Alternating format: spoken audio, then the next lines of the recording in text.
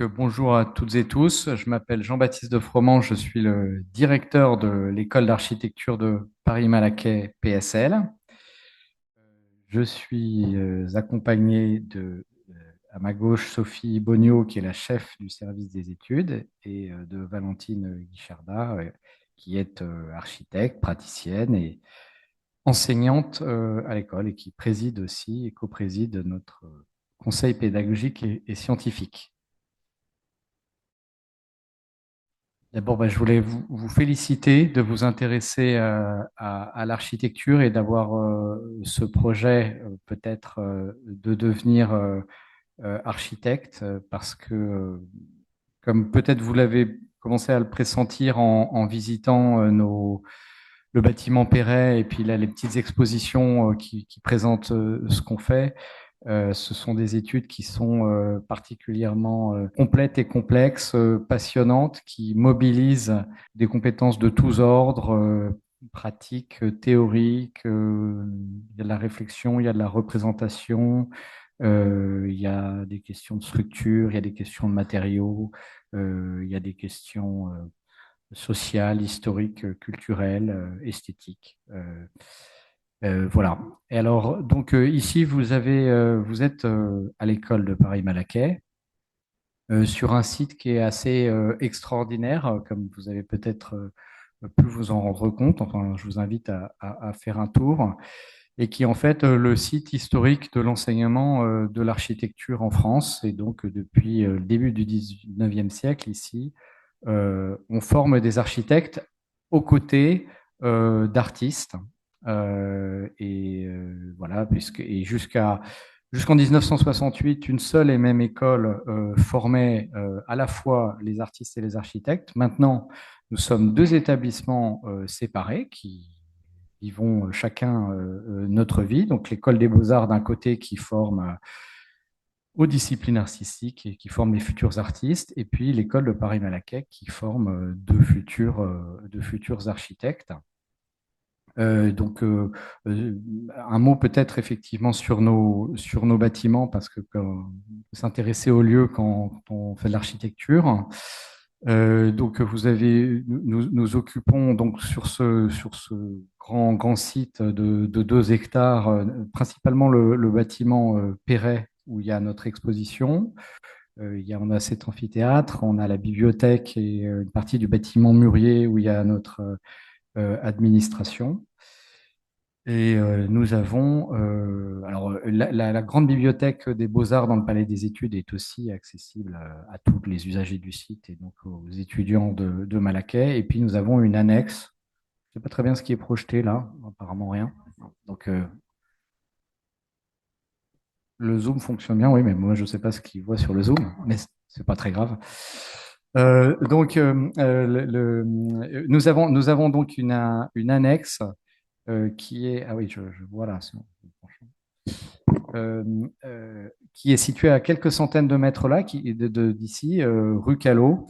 Donc notre bâtiment Callot, où nous accueillons surtout les studios de master et qui est un très beau bâtiment des années 30. Donc en fait, l'intégralité des lieux où nos architectes font leurs études sont classés ou inscrits aux monuments historiques. Donc voilà, c'est un aspect de la vie ici. Alors, c'est quoi l'école de Malaquais? C'est une école d'architecture qui forme, comme toutes les autres écoles, prépare au diplôme d'État en architecture et puis ensuite à l'habilitation à la maîtrise d'œuvre en nom propre, mais Sophie vous en parlera ensuite plus en détail. Voilà, mais c'est une école qui occupe une place singulière dans le paysage des écoles, enfin qui essaye d'avoir un projet d'école particulier. Et d'autres écoles ont d'autres projets, bien entendu. Et peut-être qu'on peut le résumer en disant qu'on a une conception ouverte de l'architecture. On a écrit un manifeste qu'on a publié il y a quelques mois que je vous invite à consulter, qui s'appelle Manifeste pour une architecture ouverte. Et je crois il y a 2 éléments qui sont très importants. Le premier, pour nous, le premier élément, la première valeur, c'est la liberté. Et donc, on essaye de vous apprendre à être progressivement des architectes libres et qui seront capables de développer leur propre conception de l'architecture au service de vos propres objectifs euh, et, euh, et avec des outils, des techniques que vous aurez aussi, que vous vous serez appropriées pour servir vos propres fins. Et donc, cette idée d'une pratique libre, indépendante, avec un esprit critique fort, une capacité de juger par soi-même, pour nous, c'est très important. Et donc, ça veut dire que nous ne proposons pas tout à fait de formation, disons, clé en main. C'est aussi à vous de construire votre parcours, de vous forger vos propres spécialités, vos propres singularités. C'est surtout vrai évidemment au niveau master, et là on reviendra sur la progressivité de l'enseignement. Mais voilà, c'est important, et donc nous ne sommes, il peut y avoir d'autres écoles en France ou à l'étranger avec une approche peut-être plus cadrée, plus formaté. C'est pas forcément d'ailleurs à prendre en mauvaise part de l'architecture, où il y a une certaine école de pensée qui en fait préside aux destinées des étudiants. Nous, c'est pas le cas. Nous, ce qui nous caractérise, c'est la diversité des approches, la diversité des interlocuteurs qui vous aideront à réfléchir et à voir vos propres projets, définir vos propres projets architecturaux. Et donc voilà, il y a pas une école, il y a plein d'écoles à l'intérieur de Malaquais. Et la seconde dimension, qui évidemment est liée à la première, c'est l'approche vraiment pluridisciplinaire, plurielle de la discipline architecturale.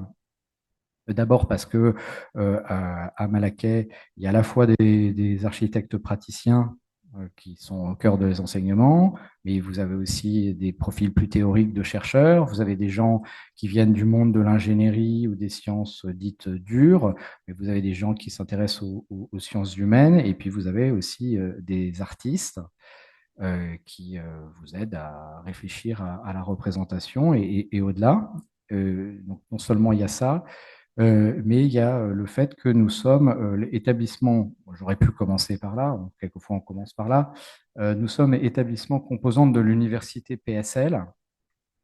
Et l'université PSL, c'est une des grandes universités mondiales, on peut dire, et donc une des principales universités françaises. Et en fait, sa caractéristique, c'est qu'elle regroupe un certain nombre, disons, de champions dans tous les domaines académiques. Et ça va des mathématiques fondamentales à la physique, en passant par l'informatique, l'intelligence artificielle, les arts, je vais y revenir, et puis évidemment euh, les sciences humaines et l'ingénierie. Donc, vous avez à la fois l'école normale supérieure comme établissement composante, comme vous voyez sur ce schéma, l'école normale supérieure, euh, le, euh, les Paris-Dauphine, qui est une grande école d'économie et de gestion, les trois écoles d'ingénieurs majeures, qui sont parmi les meilleures écoles d'ingénieurs de France, les mines, le SPCI, Chimie Paris. Et puis, évidemment, des écoles qui sont en pointe sur les humanités, comme l'école pratique des hautes études, l'école nationale des chartes, euh, et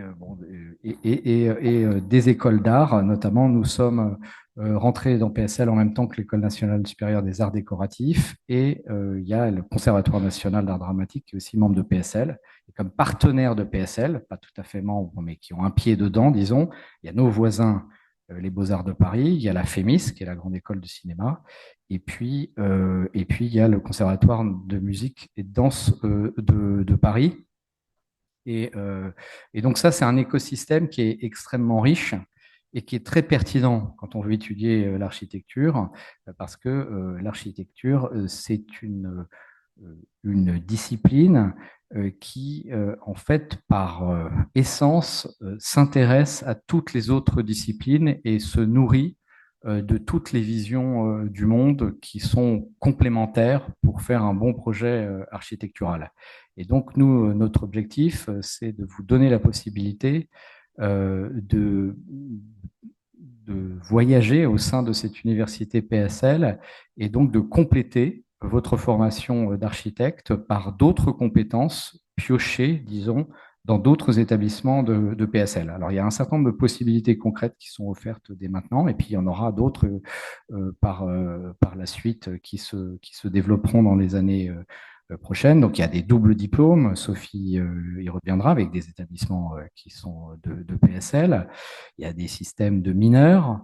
Il y a aussi quelque chose qu'on aime bien qui s'appelle les PSL Week, où une semaine par an, vous avez la possibilité de participer à un projet collectif en petits groupes qui réunit des étudiants de différentes écoles de PSL. Et donc, vous travaillez sur un même sujet avec des économistes, des archéologues, des ingénieurs, euh, des designers, des acteurs de théâtre, par exemple. Donc ça, c'est quelque chose qui est riche. Et effectivement, ensuite, PSL vous apporte aussi, ça, j'ai oublié de le dire dans les... Je ne sais pas si toi t'en avais parlé, mais dans les séances précédentes.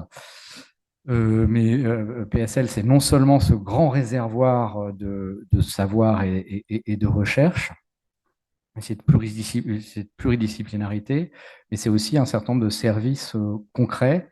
Ouais, tu en parles. Ouais.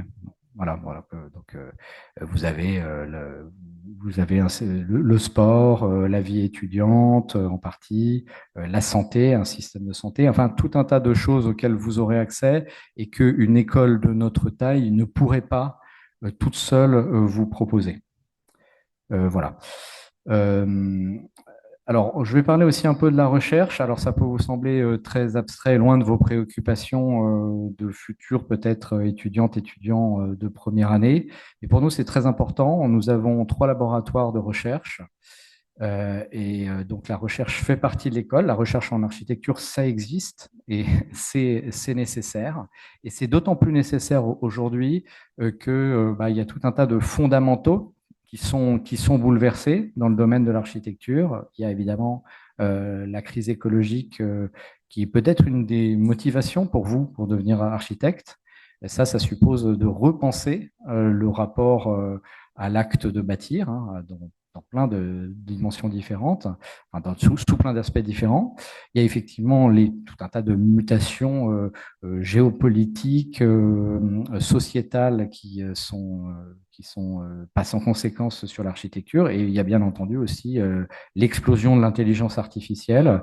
Vous avez peut-être vu dans les étages un exemple de studio de master qui fait travailler les étudiants avec l'intelligence artificielle. Donc tout ça, ça suppose de repenser un peu la discipline architecturale, et donc on ne peut le faire qu'avec des gens qui réfléchissent, qui cherchent, et donc avec des chercheurs.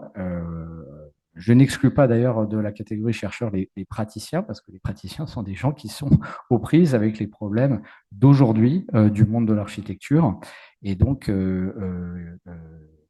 qui eux-mêmes cherchent de nouvelles solutions, de nouvelles façons d'habiter qui sont plus écologiques, plus durables, plus efficaces, plus belles, euh, que sais-je encore. Voilà, donc oui, oui, oui, donc bon, vous dire pour reboucler avec mon propos introductif sur le site dans lequel nous nous trouvons. Nous sommes dans l'hypercentre de Paris, au cœur de Saint-Germain-des-Prés, et donc à proximité immédiate de certaines des institutions culturelles les plus importantes de France et du monde. Et donc ça, c'est évidemment très, très favorable parce que ça nous permet de nouer tout un tas de partenariats avec des institutions qui vont en fait nourrir les studios de projets. Donc on a tout un tas de propositions de studios qui sont liés ou de formats d'enseignement qui sont liés à ces partenariats avec le musée d'Orsay, avec telle ou telle galerie d'art, avec le Centre Pompidou, avec la Comédie Française, par exemple. On est assez fort ici en scénographie. Et donc, on imagine, chaque année, il y a un studio de master qui imagine des scénographies pouvant s'appliquer à une pièce jouée à la Comédie Française. Et donc, voilà, c'est le scénographe en chef, enfin, Éric Ruff, qui vient lui-même participer au jury. Ça, c'est un exemple voilà, de partenariat avec une institution importante. Peut-être je termine en insistant sur le fait que l'école de Malaquais n'est pas simplement un lieu de formation des architectes, ni même une institution de recherche. C'est aussi un établissement qui entend, qui veut faire entendre sa voix dans le débat public et qui donc participe à la diffusion de la culture architecturale et à la réflexion et au débat dans les domaines de l'architecture. Là aussi, notre position, notre situation très centrale au cœur de Paris est un atout. Nous avons un cycle de conférences dont les sujets peuvent varier chaque année, mais qui est ouvert, qui est d'abord destiné aux étudiants, mais qui est ouvert à l'extérieur. Et puis, nous avons ouvert dans le bâtiment Callot, dont je parlais, et que je vous invite à aller visiter, soit aujourd'hui. Enfin, je pense pas il est pas ouvert aujourd'hui. Mais voilà, il y a plein d'occasions de rentrer dedans parce qu'il y a des expositions, justement. Donc, on a au rez-de-chaussée, une galerie qui est ouverte au public et qui, en fait, euh, expose des sujets ou des personnes qui sont liées à des phénomènes émergents en architecture, ou qu'on estime tels. Et, euh, et ça, évidemment, les étudiants ont vocation à contribuer à ces expositions, alors que ce soit des expositions venues de l'extérieur ou des expositions vraiment prises en charge par aussi des enseignants et qui donc enfin, sont des restitutions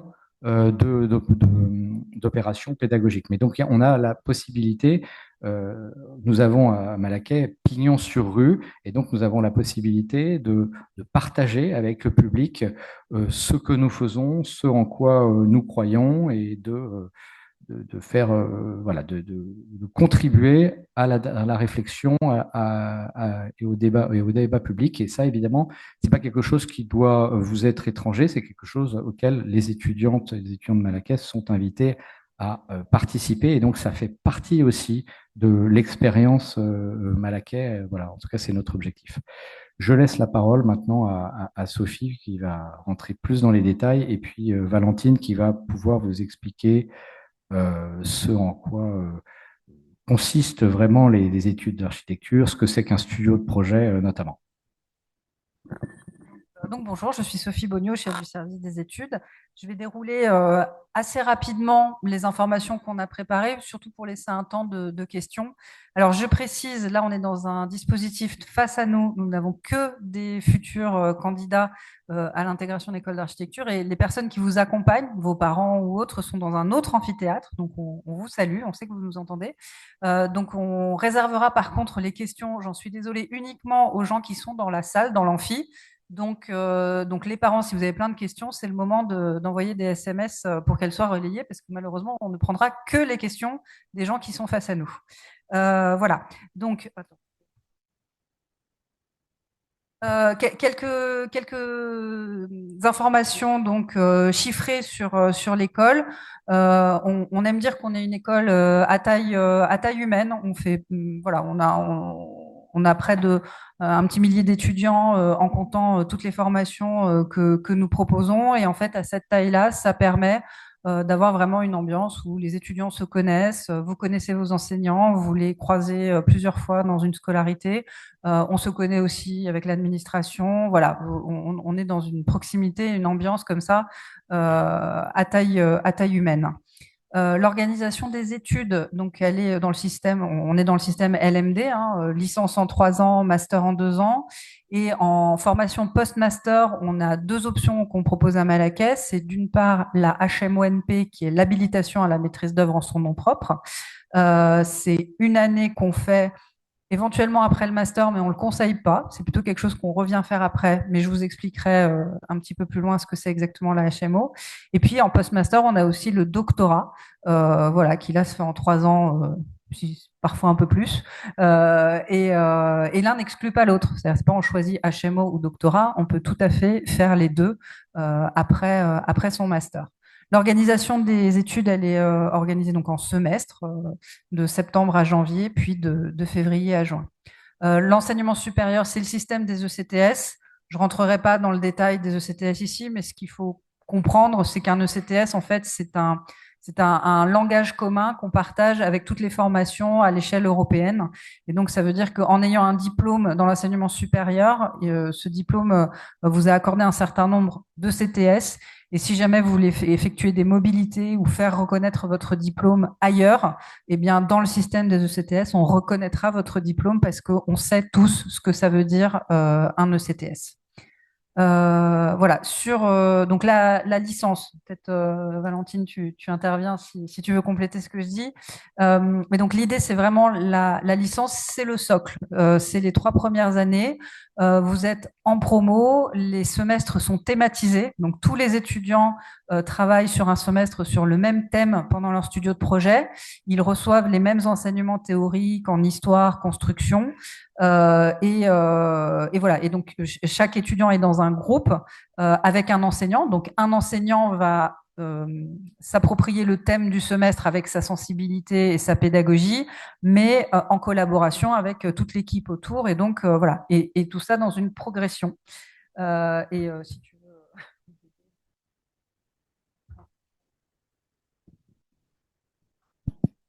C'est bon. Oui, Thierry m'a dit qu'il faut. Oui, donc peut-être ajouter sur la licence que pour vous expliquer brièvement les choses, la question du studio de projet, ça va être central dans vos études, c'est ce qui va représenter le plus d'heures en tout cas. Vous allez avoir une journée par semaine de studio de projet. Et on a l'habitude de dire que le studio de projet, c'est le lieu de la cristallisation de la complexité, c'est-à-dire que tous les savoirs théoriques qui vont vous être apportés, théoriques ou non d'ailleurs, parce que vous avez des TD d'autres disciplines, tous ces savoirs théoriques devront être mobilisés au sein du projet pour fabriquer un projet d'architecture. Alors un projet d'architecture, ça peut vous sembler un peu abstrait au moment où on se parle, mais euh, pour être très synthétique sur les choses, je pense que pendant le cycle de licence, on vous apprend à regarder le monde en architecte, c'est-à-dire poser un regard à la fois analytique et parallèlement à ça, avoir une ferme intention de le transformer, ce monde. La question des situations que vous observez, ça peut être des situations construites ou des situations sociales, des situations politiques, toutes sortes de situations. En fait, c'est une façon de regarder ce qui nous entoure, matériel comme non matériel, et vouloir le transformer et mettre cette pensée en action. C'est très vaste, ça va recouvrir plein de choses, mais vous allez voir au cours du cycle licence qu'on démarre par plutôt des petits objets, des petites situations, des problématiques ciblées, et puis au fur et à mesure de la licence, on vient augmenter la complexité des projets parce que vous pouvez ensuite implémenter un certain nombre de complexités puisque vos savoirs théoriques augmentent également et votre regard s'affûte. Et donc, à la fin de la licence, l'idée est de pouvoir euh, penser un projet de bout en bout, un projet complexe dans lequel il y aura toutes les complexités. Voilà. Sur le master, je te repasse la parole. Sur le master, ou sinon tu continues. Hein. Le master, c'est le lieu de la personnalisation du parcours. Alors, qu'est-ce que ça veut dire, Valentine, la personnalisation de son parcours en master? Alors, qu'est-ce que ça veut dire?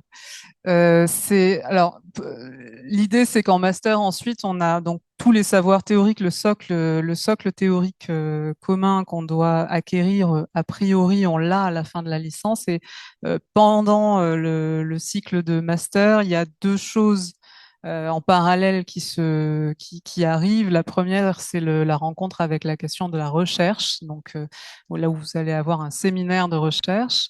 Donc, c'est là aussi que vous allez pouvoir, sur les questionnements que vous avez, que vous portez, vous, pouvoir approfondir des choses d'un point de vue théorique, mais c'est aussi le lieu où on va pouvoir avoir quelques accentuations thématiques à partir de la question du projet. Donc, en fonction de vos appétences, vous allez vous diriger vous-même vers des parcours peut-être avec des dominantes plus ingénierie, on va dire, au sens large, ou des dominantes plus sciences humaines, etc. Donc, vous allez trouver vous-même votre parcours, c'est vous qui allez le fabriquer. Tout à l'heure, on parlait aussi de PSL et des ponts possibles et des choses qu'on peut partager avec d'autres universités partenaires ou composantes. C'est aussi à ce moment-là que les choses se réouvrent aussi sur d'autres disciplines. Pas que ce soit fermé avant, mais il faut être un peu concentré quand même. C'est des études exigeantes sur la question de l'architecture. Ensuite, on peut ouvrir. Voilà. Et donc, j'en parlais un petit peu aussi tout à l'heure. Donc, en post-master, vous avez la possibilité de poursuivre en doctorat dans l'un des 3 laboratoires de l'école et également la possibilité de faire à Malaquais une HMONP. Donc, pour ceux qui ne sont pas encore familiers de cet acronyme, il s'agit d'une formation qui est très spécifique au métier d'architecte, puisque le métier d'architecte, c'est une profession réglementée qui a un ordre. Et donc, ce qu'il faut retenir, c'est qu'avec un master, vous avez tout à fait la possibilité d'aller travailler en agence d'architecture et voilà comme salarié d'une agence, mais vous n'aurez pas la possibilité de vous installer à votre compte et de signer vos plans en pleine responsabilité. Pour ça, vous avez besoin d'une habilitation supplémentaire, donc cette fameuse HMONP. Et donc là, l'idée, c'est vous revenez à l'école. Alors, ça dure une année. Il y a quelques semaines d'enseignement théorique qui se font ici à l'école. Et puis, le reste, c'est une mise en situation professionnelle. Donc, c'est-à-dire, vous êtes en agence et vous préparez comme ça votre projet professionnel en rédigeant aussi un mémoire qui est soutenu en fin d'année. Donc voilà, la possibilité. Et ce que je disais tout à l'heure, c'est que parfois on en parle comme de la 6e année, mais c'est un peu un abus de langage, puisque mieux vaut, après un master, vous confronter au monde du travail, aller travailler en agence ou ailleurs, mûrir votre projet professionnel et fort de cette première expérience, de revenir à ce moment-là, faire l'habilitation, parce que tout de suite après le master, bien souvent, c'est un peu trop tôt. Vous n'avez pas vous lancer tout de suite et donc c'est pas forcément le meilleur moment.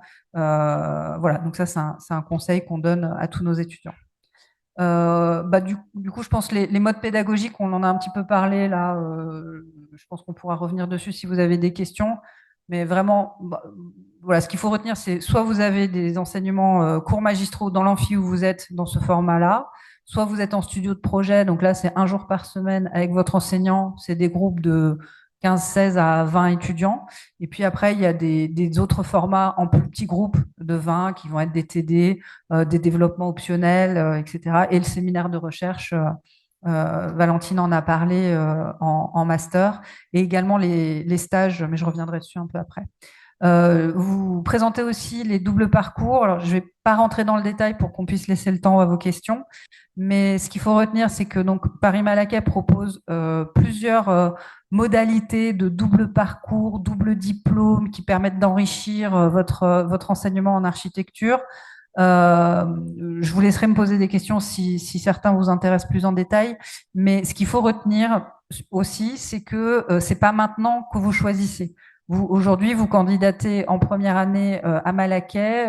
C'est pas maintenant que vous dites, mais moi, je veux faire le parcours avec l'école des mines ou avec les arts décoratifs. C'est des choses qui se mûrissent. Alors, vous arrivez en première année et vous allez candidater à ces parcours-là, mais à partir de la licence 3 ou du master. Donc, ça vous laissera le temps déjà de bien vous renseigner sur ces parcours, de voir lequel vous correspondrait le mieux, de discuter avec vos enseignants, de préparer vos candidatures. Donc, voilà. Donc, sachez que ça existe. Vous avez toutes ces possibilités-là, qu'on les développe même, encore une fois, grâce à PSL et donc ces possibilités de mineurs et d'aller chercher des enseignements dans d'autres établissements de PSL. Tout ça se développe et vous aurez toutes les informations. Mais c'est pas maintenant. Donc, pas de stress. Voilà. Juste évoquer rapidement l'organisation du master et donc de ces départements. Donc les départements sont des enseignants qui se regroupent autour d'une thématique commune qui les intéresse. C'est pluridisciplinaire, donc c'est-à-dire dans un département vous avez des enseignants de toutes les disciplines. Les disciplines c'est architecture, sciences, sciences humaines, qu'est-ce que j'oublie? Art, voilà. Donc des enseignants qui se réunissent sur les thématiques qui peuvent être très techniques ou davantage théoriques. Voilà, si vous avez des questions là-dessus, on pourra y revenir. Les stages, donc dans la formation en architecture en France, ça c'est le cas dans toutes les écoles, il y a 3 stages obligatoires, 2 en licence, 1 en master. Au-delà de ces stages-là, vous avez la possibilité de faire des stages libres. Donc, c'est-à-dire une fois que vous avez fait vos stages obligatoires, vous pouvez faire des stages libres. Certains de nos étudiants le font sous forme de la césure. Donc, la césure, c'est on interrompt ses études. En général, ça se fait après la licence 3 ou pendant le master, pendant 1 an, et ça permet d'aller faire un stage long de 6 mois. Donc, c'est tout à fait une possibilité. On vous fait les conventions. Tous nos stages, vous pouvez les faire à l'étranger. Et il y a même des dispositifs qui peuvent vous aider, des bourses que l'école octroie pour les étudiants qui souhaitent faire un stage à l'étranger. Eh ben justement, je parle de l'international, ça me permet de vous parler un petit peu de la politique internationale de l'école, parce que Malaquais revendique cette grande ouverture sur l'international qui va s'exprimer de manière différente. Déjà sur place, à l'école, vous allez côtoyer des enseignants qui ont des expériences à l'international, qui vont vous proposer aussi des terrains d'analyse, d'expertise, enfin de projets qui peuvent être à l'international, parfois avec des voyages. Vous allez aussi côtoyer des étudiants internationaux, alors certains qui rentrent dans le cursus classique et qui font toutes les études, et puis d'autres qui viennent pour des mobilités temporaires d'un semestre ou d'une année.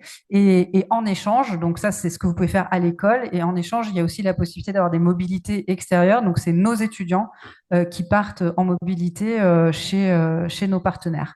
Donc voilà, il y a une soixantaine de partenaires qui vous permettent de partir, que ce soit en Europe ou même sur des destinations plus lointaines.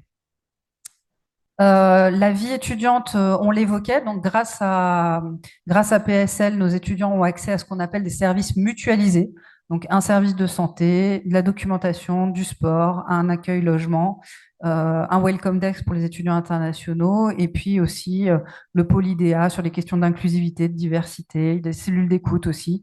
Voilà, mais c'est pareil, je reviendrai là-dessus si vous avez des questions. L'école propose aussi un accompagnement pour ses étudiants. On a à peu près 25% d'étudiants boursiers. Donc, accompagner les étudiants, ça peut être dans différentes dimensions.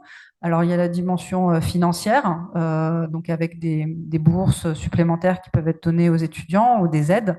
Il y a la dimension académique aussi, où on peut, voilà, des étudiants qui sont en difficulté, on met en place des systèmes de tutorat, où on a des étudiants de master qui viennent accompagner aussi les étudiants de licence.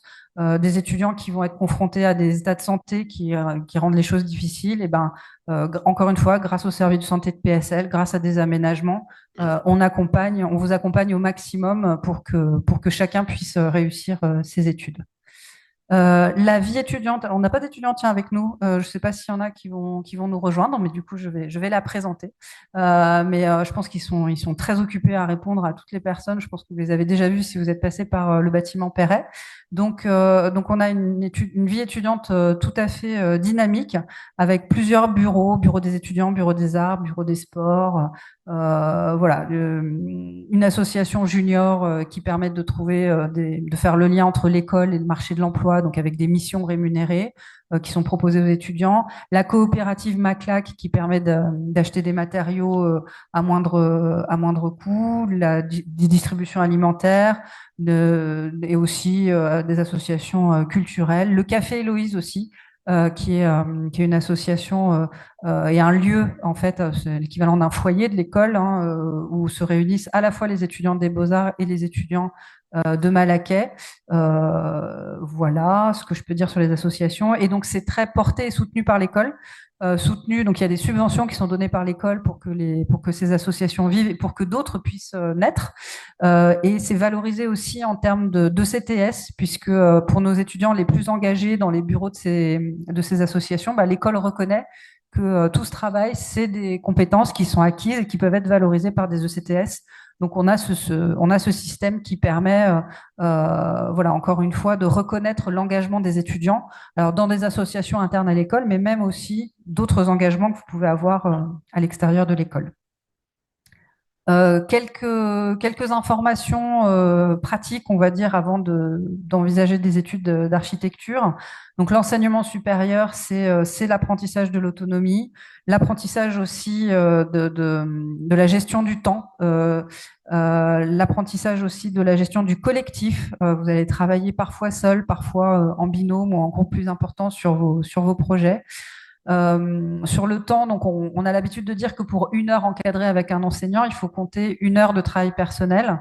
Parfois, ça peut être un petit peu plus. Donc voilà, les études d'architecture, ça prend du temps, ça demande de bien s'organiser, ça demande un engagement. C'est aussi des études passionnantes. Donc normalement, voilà, c'est beaucoup de temps passé, mais du temps que vous aimez, parce que en général, vous êtes passionné par les sujets que vous étudiez. Mais voilà, il faut le savoir. Et puis les études d'architecture, on le mentionne aussi, il y a des coûts à prévoir. Alors sur les frais d'inscription, on est très raisonnable, c'est quelques centaines d'euros en école d'architecture en France. En revanche, il faut prévoir l'achat d'un ordinateur assez puissant à un moment de la scolarité. On s'équipe en matériel de dessin de niveau professionnel. Il peut y avoir des livres à acheter, des matériaux de maquette, voilà. Donc on essaye d'accompagner tout ça d'aide, mais c'est quand même un budget qu'il faut prévoir avant d'entrer en école. Quelques informations sur les admissions. Donc sur Parcoursup, l'admission en première année, chaque année, on reçoit à peu près entre 3 et 4 000 candidatures. L'année dernière, on a pu recevoir 860 candidats pour en recevoir 120 à la fin, donc 70% de filles. C'est une proportion que nous observons et qui se confirme depuis plusieurs années. 110 places ouvertes cette année. Je ne vais pas rentrer dans le détail du calendrier, je vous laisse le consulter ici. Juste retenir que le samedi 9 mai, c'est la date de nos entretiens. Voilà. Et justement, en parlant de l'entretien, donc comment se passe-t-il? Vous serez reçu par 2 personnes, un enseignant de l'école et un second jury qui peut être soit un autre enseignant de l'école, soit un étudiant diplômé de Malaquais. Voilà, on invite des étudiants qui sont diplômés depuis 3, 4, 5 ans à venir auditionner les candidats. C'est une quinzaine de minutes, enfin c'est 15 minutes. Ça peut se passer sur site à l'école pour la grande majorité des entretiens, mais pour les candidats qui n'habitent pas en France métropolitaine, il y a une possibilité de passer l'entretien en visio. Voilà, l'objet de cet entretien n'est pas de vérifier des connaissances que vous auriez, ni même des savoir-faire, mais plutôt de vous entendre sur votre motivation pour les études d'architecture, sur votre capacité à vous projeter dans ces études, votre capacité de travail, votre culture générale, votre personnalité. Donc, c'est vraiment dans ce sens-là qu'il faut préparer cet entretien. On nous pose beaucoup la question du book.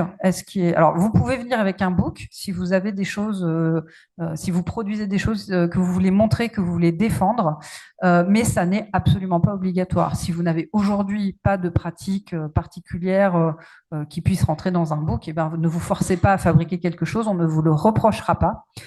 Tout comme si vous amenez un book, le jury n'est pas tenu de le regarder. Voilà, donc c'est pas obligatoire. Faites-le si vous sentez que vous avez quelque chose à défendre, mais pas de stress si vous n'avez rien. Sur les autres procédures, je rentre pas dans le détail, mais si vous avez des questions, je reviendrai volontiers sur ces questions-là.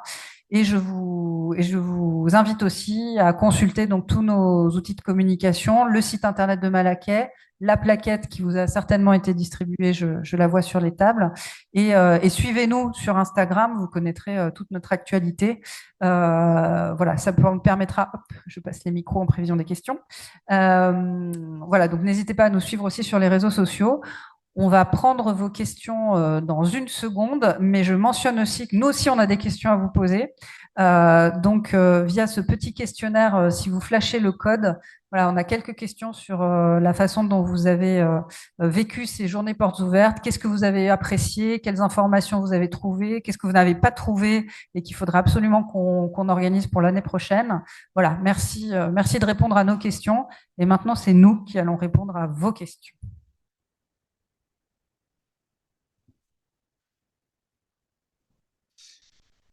Bonjour, j'avais une question par rapport à l'admission. Je voulais vous demander si vous regardiez les notes obtenues dans le supérieur pour les candidats qui sont déjà bacheliers. Merci. Donc pour ceux d'entre vous qui ont déjà leur bac et qui ont une année dans le supérieur, seront pris en compte. Donc il y a deux étapes, hein, vous l'avez compris. Il y a l'étape de l'admissibilité, donc c'est le moment où vous êtes invité à venir faire les entretiens, puis l'admission. Donc pour l'admissibilité, on va regarder vos notes de première, de terminale et de bac. Donc on prend les notes du bac. Par contre, on ne va pas les regarder à ce moment-là. On ne regardera pas vos notes de l'enseignement supérieur. Ça, c'est vos résultats et ce que vous avez fait, c'est quelque chose que vous allez pouvoir défendre pendant l'entretien devant le jury qui, là, aura votre dossier et toutes les informations que vous aurez communiquées.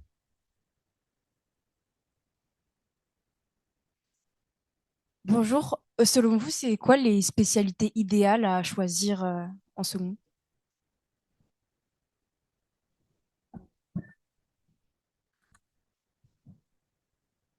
Celles qui vous plaisent. Non, mais c'est vrai pour tout et c'est vrai pour tout dans la vie. C'est vrai pour maintenant au lycée, c'est vrai pour les études d'archi et c'est vrai pour vos vies. Faites ce qui vous plaise, ce qui vous plaît. En fait, ce qui vous motive, ce qui vous rend heureux, faites ça. Faites pas autre chose.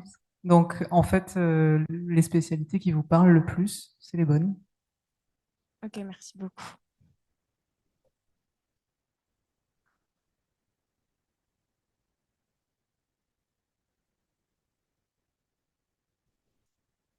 Bonjour. J'avais une question concernant les admissions par équivalence en L2 ou en L3. Est-ce que vous savez à peu près combien d'étudiants vous prenez chaque année, que ce soit en L2 ou en L3? On ne communique pas forcément sur les nombres de places parce qu'il y en a assez peu, c'est quelques unités. Alors ça dépend des années L2, L3, ça dépend des effectifs qu'on aura, mais bon, c'est de l'ordre d'une dizaine, on va dire, répartis par année. Enfin, donc ça peut être 20, 30 places en fonction des années. Voilà ce que je peux vous dire. Donc ça paraît très très peu. Il y a aussi beaucoup moins de candidats que sur la procédure Parcoursup. Donc voilà, mais ça vous donne un peu un ordre d'idée. D'accord, merci.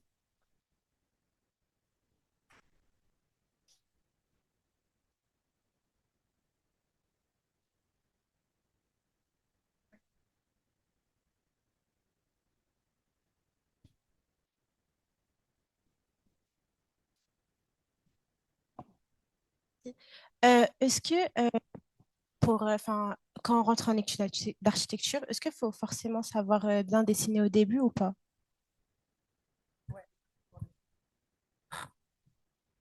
Non, pas nécessairement.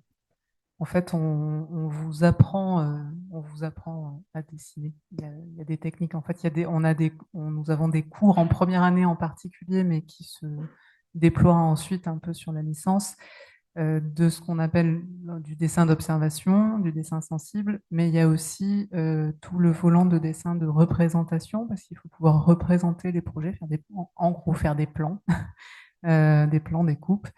Tout ça, on vous l'apprend. Donc, si vous arrivez avec aucun bagage de dessin, c'est pas grave, vous apprendrez. Euh, Ce qui n'empêche pas d'avoir un bagage de dessin, c'est bien aussi, hein. Mais si vous n'en avez pas, c'est pas grave. Merci.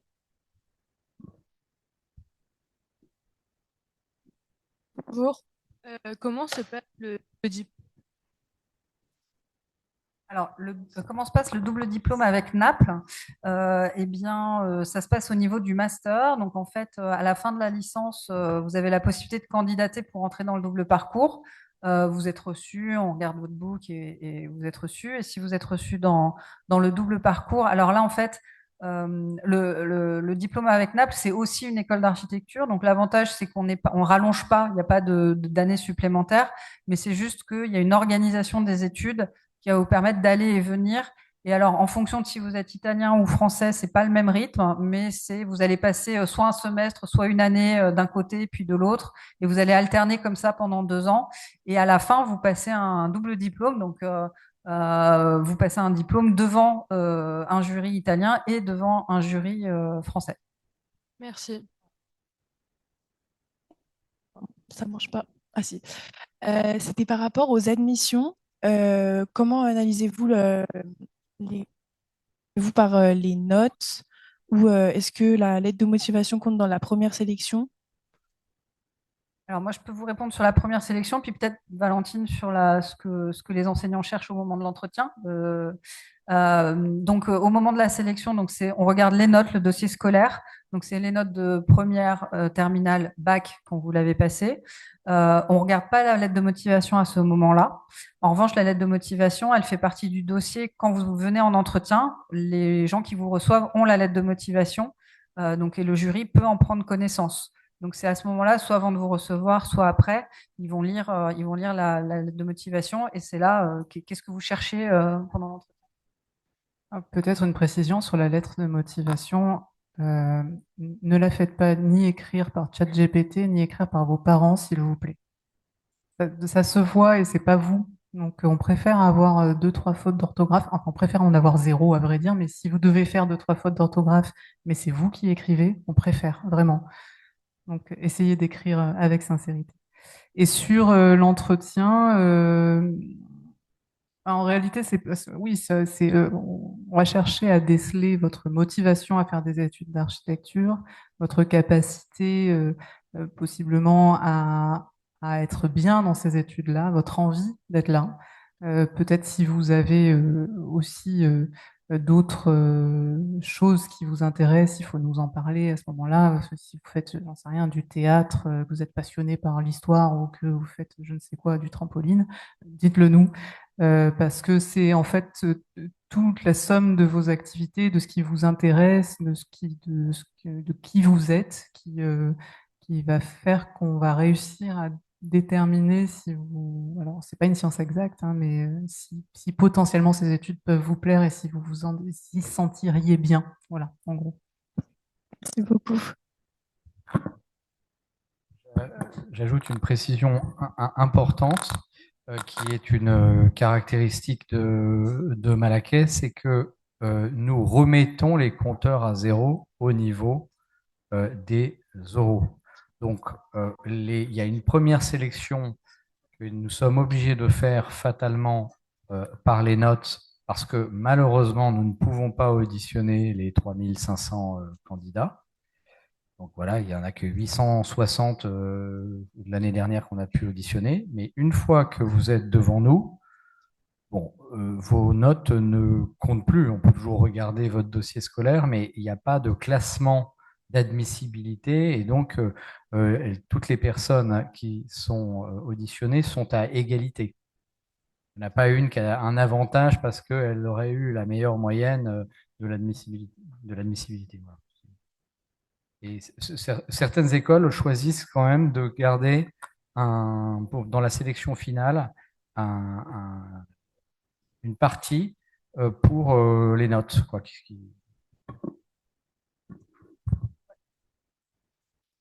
Bonjour. À quelle moyenne correspond la sélection des 120 élèves? À quelle moyenne correspond? Les 120 élèves sélectionnés. Qu'est-ce que vous voulez dire? La moyenne générale. Quelle moyenne il faut avoir? Alors, on sait que vous nous posez la question et nous, on n'aime pas vous répondre là-dessus parce qu'il n'y a pas de vérité vraie. Et en plus, donc, ce qui se passe dans l'algorithme, c'est que nous, on a toutes vos notes et on va faire notre propre note avec ça en apposant des coefficients. Donc, à Paris-Malaquais, on prend toutes les notes, on n'exclut aucune note de notre calcul interne. En revanche, on a tendance à donner un coefficient un petit peu supérieur aux spécialités et aux options. Donc le pari qu'on fait, c'est que vous êtes bon dans vos options, vous êtes bon dans vos spécialités. Donc on va donner une prime à ça. Et donc à partir de là, on va fabriquer notre note. Donc moi, je la connais pas votre moyenne générale en réalité. Je connais la note que nous on donne à votre dossier. Et donc, ce qu'on peut voir, c'est que, voilà, autour de 15, on est bien. Mais c'est pas en deçà de 15, c'est mort, pas du tout. Voilà, bon, la meilleure moyenne, c'est mieux. Au-delà de 15, vous êtes confortable. En deçà, vous êtes incertain, mais tous nos étudiants n'avaient pas plus de 15 de moyenne quand on les a admis. Donc, voilà, 13, 14, 15.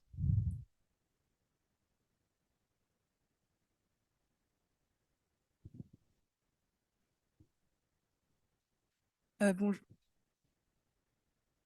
Bonjour. Je veux savoir, après la licence, est-ce que c'est possible d'intégrer un master à l'étranger? Ou sinon, si on fait un master à l'ENSA, est-ce que c'est compliqué de passer une équivalence pour exercer à l'étranger? Alors, est-ce que j'ai bien compris votre question? Donc, est-ce qu'on peut postuler à un master à l'étranger? Et la deuxième Oui, partie après de la la question, licence. c'était s'installer à l'étranger. Ah, Oui, de pour passer exercer? Oui, oui, pour exercer. Alors là, ça va être, je sais pas si tu veux répondre. Alors, sur le master à l'étranger, oui, tout à fait. Il y a le système des ECTS qui va vous faciliter des circulations si on parle d'études en Europe. Si c'est hors Europe, là, je vais vous renvoyer aux règles d'admission des différentes écoles. Mais donc, je pense que c'est absolument possible de postuler. Et pour exercer à l'étranger, ben, Alors, je ne suis pas spécialiste de tous les modes d'exercice à l'étranger, mais néanmoins, en fait, avec un diplôme d'architecte, on peut toujours être salarié. Je pense que c'est valable dans la majeure partie des pays en Europe ou hors Europe. En revanche, la licence d'exercice, donc la fameuse HMONP, qui vous permet de vous inscrire à l'ordre, étant donné qu'on est une profession protégée, elle est valable en Europe, dans, me semble-t-il, tous les pays européens. Mais au-delà, là, il faut voir au cas par cas sur les autres pays si on a le droit d'exercer, de signer ses propres projets en tant qu'architecte dans un pays étranger. Oui, travailler, c'est assez courant, donc ça, je pense qu'il n'y a pas il y a pas trop de problème. Mais par contre, voilà, notre licence d'exercice, elle vaut au niveau européen, c'est-à-dire vous pourriez vous inscrire à l'ordre des architectes en Belgique ou en Allemagne. Mais en revanche, dans les autres pays hors Europe, il faut se renseigner. Bonjour. Conseillez-vous de faire une année de prépa architecture? Non. Non, non, on vous conseille pas, ça va vous coûter très cher et c'est pas forcément ce qu'il y a de mieux à faire. Si toutefois vous candidatez et que vous n'êtes pas retenu cette année, ça peut arriver. Moi, j'aurais tendance à vous dire, ne vous découragez pas. Ça veut pas dire qu'on veut pas de vous.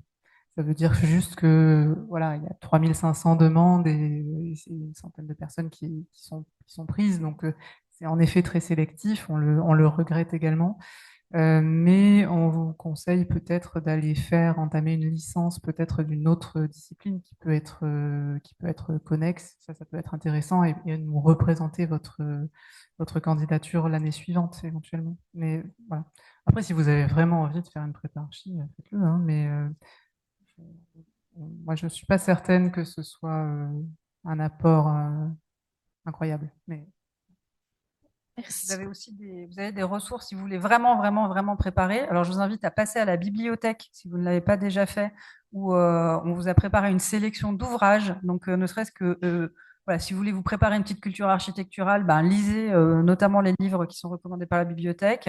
Il y a plein de contenus que vous allez trouver sur Internet. Alors, au hasard, il y a la chaîne YouTube de Paris Malaquais qui a toutes ces conférences.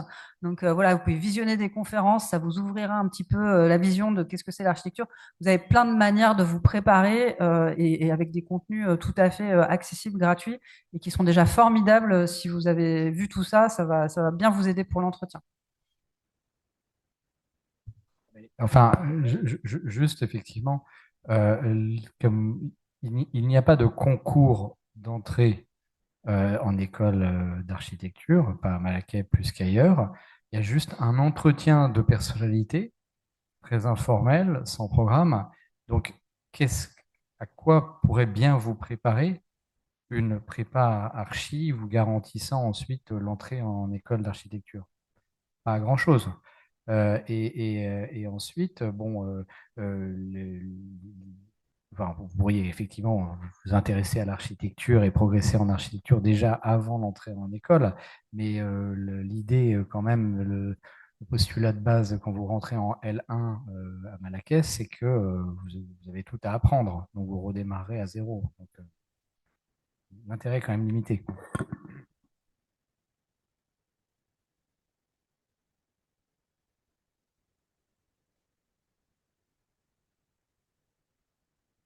Vous avez dit qu'il y avait la possibilité de faire le double diplôme architecte-ingénieur. Alors, comment ça marche et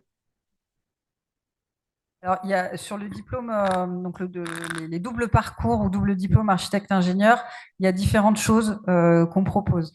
On va dire, c'est un peu comme une pyramide. Donc, au niveau 0, c'est en licence, vous avez niveau 0, niveau 1, vous avez la possibilité d'aller suivre quelques enseignements en ingénierie au CNAM. Donc, le CNAM, c'est Centre national des arts et métiers. Et donc, en fait, il y a des enseignements de Malaquais, vous les remplacez, en fait. Vous n'êtes pas obligé de faire des enseignements, vous allez, à la place de faire un développement en licence, vous allez faire votre développement au CNAM. Donc ça vous permet de maintenir une compétence un peu en ingénierie, de donner une coloration à votre parcours. Le CNAM, même, alors si vous prenez des cours en plus de ceux que vous avez pris, vous pouvez même avoir jusqu'à des diplômes et des licences. Donc ça, c'est possible. Et puis après, en niveau 3 à 4, il y a les deux parcours qu'on propose avec l'école des mines ou avec l'école des ponts qui vont fonctionner de manière différente. Avec l'école des ponts, des chaussées, c'est ce qu'on appelle un double parcours. Donc là, vous n'avez pas le diplôme de l'école des ponts à la fin. On vous donne une attestation comme quoi vous avez suivi des cours à l'école des ponts. Donc c'est un peu comme le CNAM, c'est des enseignements que vous n'allez pas suivre à Malaquais, vous allez les suivre là-bas. Donc ça donne une coloration à votre diplôme. Alors avec l'école des ponts, il y a aussi une passerelle possible, mais là c'est vraiment pour les étudiants les plus motivés et il y a vraiment un niveau d'excellence à avoir puisque si vous voulez rentrer à l'école des ponts après Malaquais, vous avez la possibilité de le faire, mais avec votre master, vous allez passer un entretien à l'école des ponts. Si vous êtes accepté, on va vous demander de retourner en licence scientifique et de revenir avec minimum 12 de moyenne. Et alors, vous pourrez rentrer, faire 2 années à l'école des ponts. Donc, si vous faites le calcul, ça rallonge quand même pas mal votre master. Mais après toutes ces années, là, vous avez les deux diplômes. Donc, soit vous arrêtez au double parcours, faites à l'école des ponts, vous avez ça et vous pourrez l'écrire dans votre CV, vous aurez votre attestation, mais vous n'aurez pas le diplôme. Soit vous faites la passerelle pour avoir le diplôme. Et avec l'école des mines, on a un format un peu plus allégé, on va dire, où là, c'est au niveau du master. Vous passez un test, il y a quand même enfin un test, même un concours d'entrée avec un écrit et un oral à l'école des mines. Et si vous êtes pris, vous avez la possibilité en 4 ans. Donc en fait, ça réduit pas le temps. Vous faites les 2 années d'école d'archi et les 2 années d'ingénieur mais vous passez alternativement une année à Malaquais, une année à l'école des mines, et à la fin, vous avez les deux diplômes des deux écoles. Voilà. Et tu veux dire... Non, et donc les deux titres, c'est-à-dire que vous avez, vous êtes diplômé d'État en architecture et vous avez le titre d'ingénieur des mines de Paris. Donc c'est quand même pas mal, avec à ceci près qu'effectivement, comme l'a dit Sophie, c'est assez exigeant. C'est assez exigeant.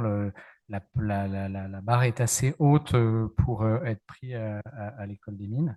Mais notre objectif dans les années qui viennent, c'est de faciliter en fait ce type de parcours et donc de permettre à plus de nos étudiants en architecture d'obtenir plus facilement ce double diplôme architecte-ingénieur et on privilégie le partenariat avec l'École des mines de Paris PSL parce que c'est notre université et que voilà, c'est notre partenaire naturel. Voilà. Et on réfléchit aussi, mais ça, on ne peut pas en parler trop ici encore, on réfléchit aussi à peut-être une formation qui serait plus intégrée, où on aurait du 2 en 1, et donc on ferait de l'ingénierie appliquée à l'architecture dans une seule et même formation, plutôt que d'avoir à aller 1 an en école d'architecture, 1 an en école d'ingénieur. Mais ça, c'est prospectif, c'est à quoi on réfléchit, mais peut-être que ça sera en place quand vous serez en master.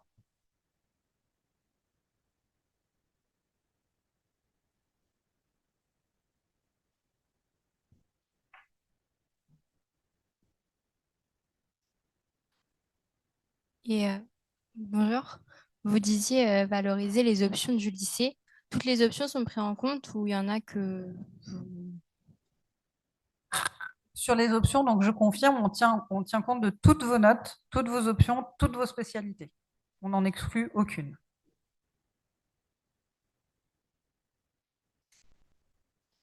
Bonjour, j'ai une question. Dans le cas où on n'est pas finalement admis à l'école, quelles sont des licences pertinentes à prendre pour ensuite faire une passerelle?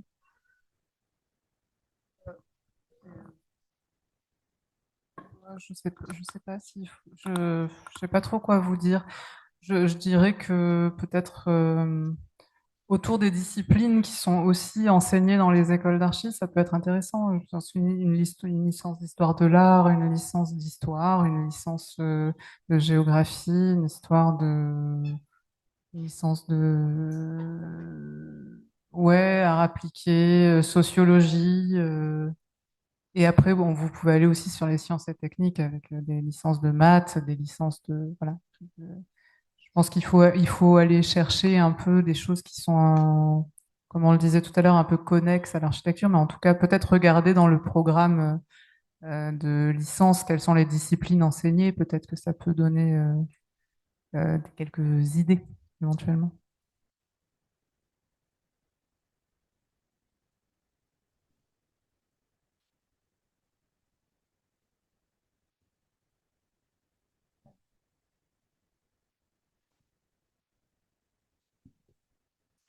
Bonjour. Du coup, ma question, ce serait comment on sait si on est fait pour les études d'architecture? Je pense qu'on le sait pas en fait. Moi-même, quand je suis rentrée en école d'archi, je savais pas si j'étais faite pour les écoles d'études d'architecture. En fait, on le découvre un peu. Peut-être qu'il faut aussi un peu faire confiance à notre sélection. Peut-être, voilà, si on vous dit, ben, ok, venez l'année prochaine, c'est qu'on se dit aussi que peut-être vous avez quelque chose à faire avec l'architecture. On peut se tromper, hein, ça peut arriver, mais voilà. Et puis après, c'est vrai que c'est pas une discipline qui est enseignée au lycée. C'est vrai que vous arrivez, on va dire, en état de naïveté par rapport à l'architecture. Vous savez rien de ça, mais en fait, c'est plutôt une chance. Et vous allez découvrir si ça vous plaît ou pas. Le seul conseil que je peux vous donner, c'est que si vous vous rendez compte que ça vous plaît pas, il faut pas forcément rester, parce que si faire du projet ne vous plaît pas, c'est quand même au cœur de ce qui va être votre métier plus tard. Donc, il vaut mieux s'orienter ailleurs, mais dans ces cas-là. Mais oui, vous pouvez pas trop le savoir avant. Vous allez le découvrir.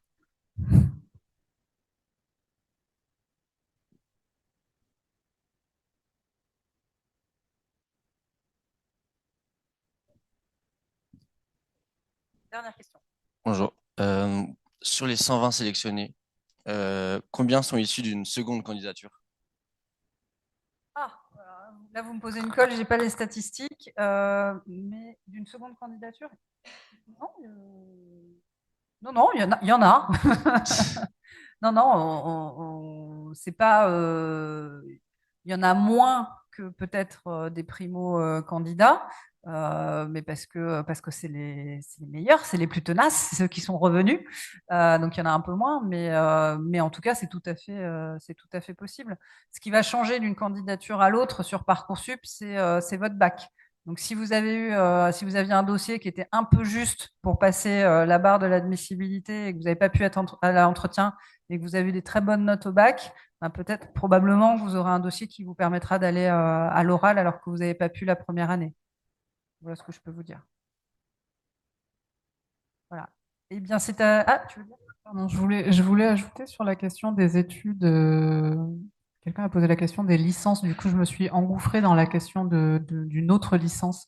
Mais il peut y avoir aussi quelque chose d'intéressant à entamer, des études d'ébéniste, de charpentier, voilà, ces études-là aussi, elles peuvent. Alors, c'est pas tant sur la question théorique que sur le faire, mais ça nous intéresse aussi en école d'archi d'avoir des gens qui ont une expérience de la charpente, d'autres corps de la taille de pierre, d'autres corps de métier qui sont en lien avec l'architecture. Donc n'hésitez pas, si toutefois c'est quelque chose qui vous intéresse, Ne vous bloquez pas à vous dire il faut que ce soit absolument une licence de niveau post-bac, je ne sais quoi.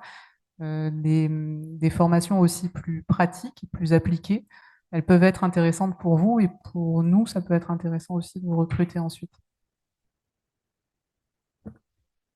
On a fini pour cette présentation. Merci beaucoup pour votre visite. N'hésitez pas à retourner bâtiment Perret qui est ouvert jusqu'à 17 heures. Pensez aussi à la bibliothèque si vous ne l'avez pas vue. Voilà, merci beaucoup. À bientôt, on l'espère, et très bon week-end.